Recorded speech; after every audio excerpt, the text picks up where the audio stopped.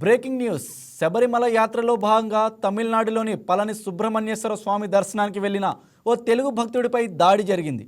Water bottle ధర ఎక్కువ ఉందని అడిగినందుకు షాపు యజమాని గాజు సీసాతో అయ్యప్ప మాలధారుడి తల పగలగొట్టాడు. అంతటితో ఆకుండా బాధిత భక్తుడి మెడలోని అయ్యప్ప దీక్షమాలను తెంచేశాడు. షాపు యజమాని చేసిన దాడిలో తెలుగు రాష్ట్రానికి చెందిన అయ్యప్ప భక్తుడి తలకు తీవ్ర గాయమైంది. ఇక విషయం తెలుసుకున్న తెలుగు రాష్ట్రాల అయ్యప్ప భక్తులు ఘటనా స్థలానికి చేరుకొని ఆందోళనకు దిగారు. రంగంలోకి దిగిన పోలీసులు ఇరు వర్గాలను శాంతింపజేశారు. దాడి చేసిన దుకాణదారుడిపై కేసు నమోదు చేశారు.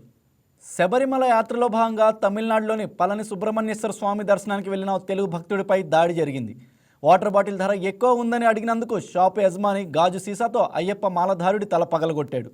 అంతటితో ఆకుండా బాధితుడి భక్తుడి మెడలోని అయ్యప్ప దీక్షమాలను తెంచేశాడు. షాపు యజమాని చేసిన దాడిలో తెలుగు రాష్ట్రానికి చెందిన అయ్యప్ప భక్తుడి తలకు తీవ్ర గాయమైంది. ఇక విషయం తెలుసుకున్న తెలుగు రాష్ట్రాల అయ్యప్ప భక్తులు ఘటనా స్థలానికి చేరుకొని ఆందోళనకు దిగారు. రంగంలోకి దిగిన పోలీసులు ఇరు వర్గాలను శాంతింపజేశారు. దాడి చేసిన దుకాణదారుడిపై కేసు నమోదు చేశారు.